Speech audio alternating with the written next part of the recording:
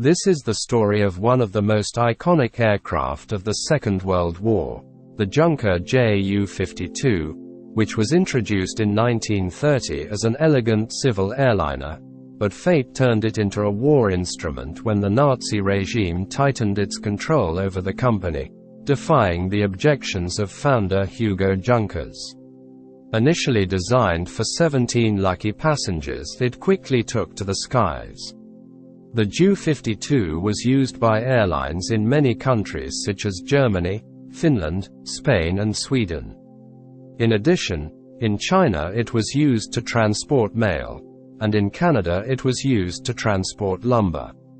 It was equipped with luxuries such as a typewriter and heated cabin. It was appreciated by passengers for its high comfort and safe and punctual operation.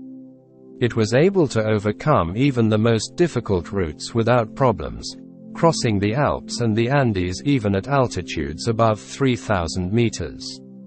To inform passengers, there was an onboard information system with altimeter and thermometer, as well as detailed flight charts.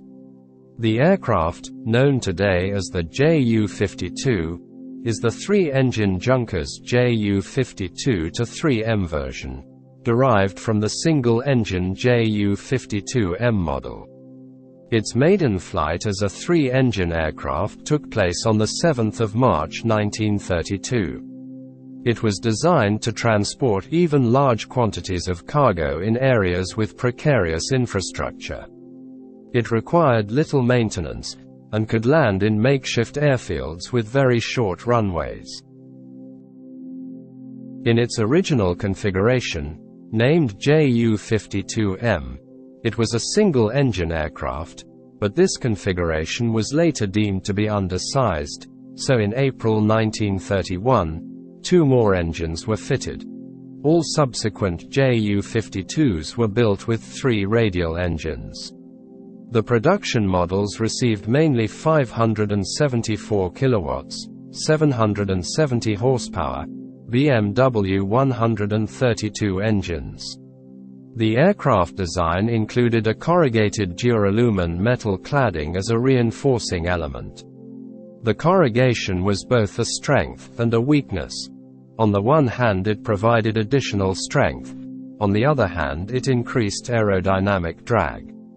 Starting in 1933, the Nazi regime forced Junkers to produce military versions of the Ju-52. Despite Hugo Junkers' resistance, the company was forced to produce military aircraft. In 1935, Nazi officials visited Hugo Junkers' home on his birthday, resulting in his death under unclear circumstances, and his company was sold to the state. The military version featured a split undercarriage that allowed continuous space to mount a bomb release device, a specific subdivision of the cargo compartment, and a cargo hatch on top of the hull for the additional installation of a machine gun emplacement. It was used by the Luftwaffe as a military transport and bomber. It could carry up to 18 fully equipped soldiers, or 12 stretchers. Supplies were dropped by parachute through the bomb bay doors and paratroopers jumped through the side doors.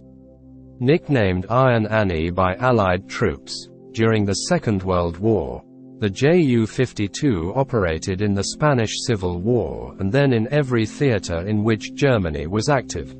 It dropped paratroopers in the Netherlands, Crete and later the Ardennes, transported supplies to troops in North Africa, Stalingrad and the Baltic regions. However, it was slow and too lightly armed compared to fighters, and consequently suffered many losses, particularly during the Battle of Crete, in the Mediterranean Sea and at Stalingrad. It had a top speed of only 265 km per hour, half that of a hurricane, and was therefore vulnerable to enemy anti-aircraft guns and fighters. After the war, production of the Ju-52 resumed only abroad.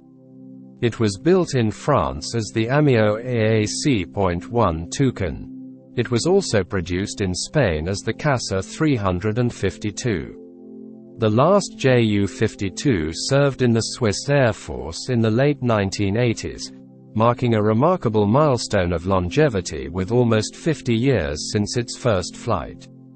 The Ju-52 proved to be an extremely reliable aircraft, a pioneer in the field of civil transport, capable of landing even on improvised runways, while in the military field it proved to be technically obsolete, poorly armed and slow.